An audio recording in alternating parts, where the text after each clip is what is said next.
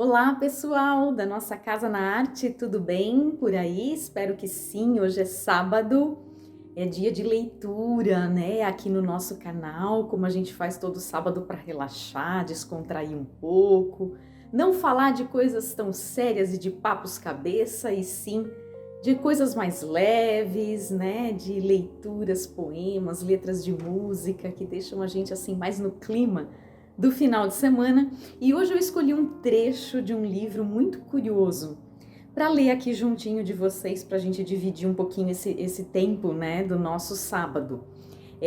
Vocês viram pelo título do vídeo que hoje a gente vai conversar sobre Galileu. E o que vem à mente de vocês quando ouvem esse nome, quando leem esse nome, Galileu?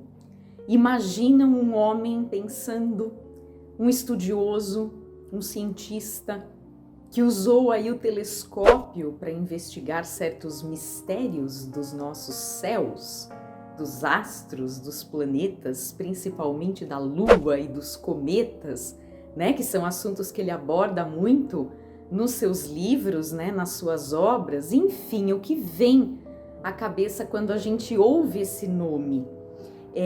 A gente se recorda mais de estudos da astronomia, talvez, ou da matemática, né? Da geometria, que são assuntos muito abordados por ele, discutidos por ele. Mas aí eu fiz essa provocação e coloquei o título do nosso vídeo como Galileu Artista. E por que artista? É que eu tenho aqui comigo este livro, vejam só, Il Saggiatore de Galileu, foi traduzido para o português como O Ensaiador. E nesse livro, Galileu está, na verdade, dialogando quase como uma longa carta, ou o que chamam de dissertação epistolar, com certas figuras, autoridades religiosas, padres, enfim, com quem ele muitas vezes brigava, né? Porque ele era antirreligioso nesse sentido, né? E aqui nesse livro é que aparece esse trecho muito curioso que eu gostaria de ler para vocês, porque aqui aparece a referência a Galileu como um artista.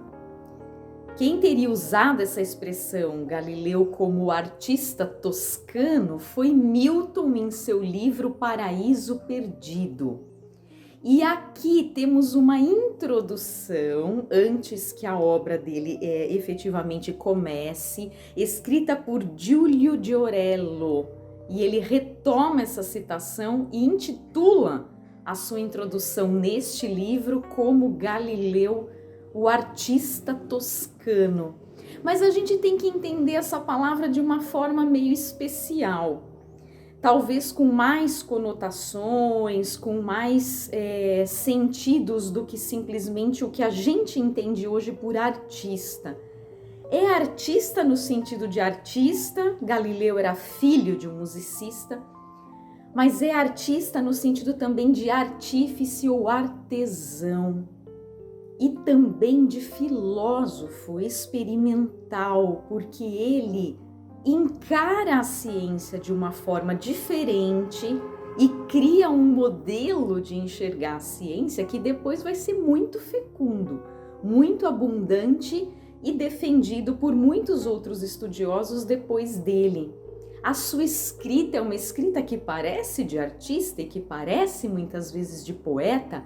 Aliás, neste livro aqui, O Ensaiador, há muitos trechos de Ariosto, por exemplo, e outros poetas que ele coloca para ir construindo um pouquinho a sua argumentação e, na verdade, o seu debate, a sua briga contra aqueles que insistiam em dizer que Copérnico estava errado quando disse que era o Sol e não a Terra que estava no centro do universo. Então Galileu experimenta fazer ciência de uma forma diferente. Ele gostava do título de filósofo além do título de matemático. Reza a lenda, inclusive, que era bastante vaidoso, hein? E fazia questão desses títulos. Unir, né, no mesmo título aí de um pesquisador e de um escritor, o viés do cientista ou matemático e do filósofo, para ele, era muito interessante porque era um pouco o que ele buscava. A ciência trabalhar com mais liberdade. A ciência trabalhar completamente descolada, se possível, de todos os dogmas religiosos que insistiam em negar o óbvio, como lhe foi negado, porque as suas obras foram, claro, censuradas e ele teve de renegá-las e viveu num exílio por muitos e muitos anos, já que condenado por suas ideias sobre cometas, sobre as montanhas que existiriam na Lua, se a superfície da Lua era lisa, como era ou não, enfim. Ele escreveu muitos textos assim, que são de artista, que são de um artesão, que são até, dizem os autores aqui, de um técnico. Ou seja, não o cientista que só elabora e elucubra teorias, mas desse cientista que experimenta, que olha, que observa, que toma notas e que tenta desvendar a linguagem do mundo e que, segundo Galileu, qual seria a linguagem da matemática? Ele diz: o mundo é um grande livro escrito numa linguagem que precisa ser por nós decifrada, e a linguagem do mundo é a linguagem da matemática, especificamente da geometria. E Galileu admirava artistas do Renascimento, até porque o Ensaiador foi publicado em 1623, eu esqueci de dizer, e estávamos em pleno Renascimento, ainda mais na Itália. Admirava a geometria que muitas vezes eles imprimiam em certas obras e em certas construções de engenharia e de arquitetura que eram feitas. Ele admirava artesãos que quase de modo intuitivo colocavam em prática esse conhecimento geométrico para poder construir e para poder desenvolver os seus trabalhos, as suas esculturas e assim por diante. Ele vai, como matemático, astrônomo, cientista e artista nesse sentido de alguém ligado ao sensorial e ao técnico, não só ao teórico, elaborar alguns entendimentos e algumas interpretações do mundo bem interessantes. E qual é, afinal de contas, Vani, no trecho que você vai ler aqui pra gente? É um muito curioso, em que Galileu não aparece falando de terra, céu, se Aristóteles tinha ou não razão nas suas explicações do mundo, como funciona o movimento de Vênus e de cometas, que são os seus assuntos que aparecem aqui, que já haviam inclusive aparecido, como da Lua, né, em outras obras, mas sim um trecho sobre as cócegas.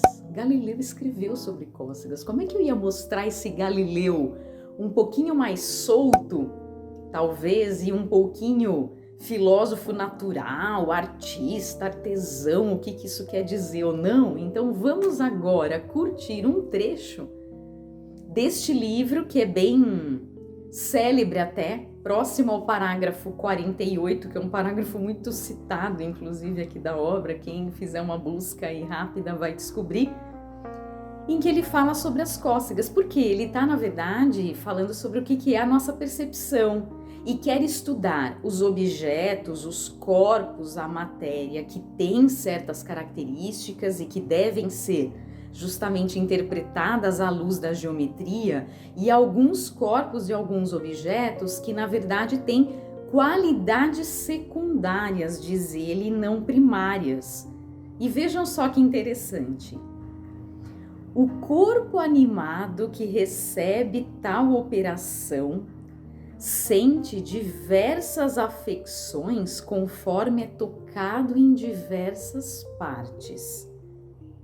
E ao ser tocado, por exemplo, sob a planta dos pés, sobre os joelhos ou sob as axilas, ele escolhe bem as partes do corpo que são aquelas em que a gente mais sente cócegas mesmo. Sente, além do toque comum, uma outra afecção a qual impusemos um nome particular chamando-a cócega. Tal afecção é toda nossa e de modo algum da mão.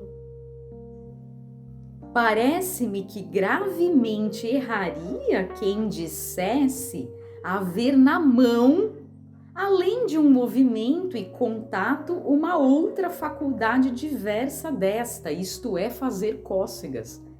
A mão não tem essa característica e essa atribuição de fazer cócegas, mas ela se presta a isso como também uma pena, diz ele, ou um pedaço de papel. Enfim, uma flor, algo que às vezes a gente encosta no corpo, né, no próprio corpo ou no corpo de alguém, em alguma determinada parte, para fazer cócegas. Né? O que ele está, na verdade, dizendo é que as cócegas são algo muito próprio do corpo que as recebe e não da mão que oferece a cócega. E que tem a ver muito com a nossa sensibilidade, com o sensorial, com os sentidos, com aromas, odores, sabores, enfim, que são um grande assunto para estes pensadores. Desde a Antiguidade Clássica e desde Aristóteles e desde Platão também, que são autores que são citados por ele aqui. Viram que curioso? Galileu escrevendo sobre as cócegas? Essa eu não sei se vocês conheciam, me digam aí nos comentários, tá bom? E nos encontramos no nosso próximo vídeo, espero que tenham gostado dessa leitura de hoje. Até a próxima!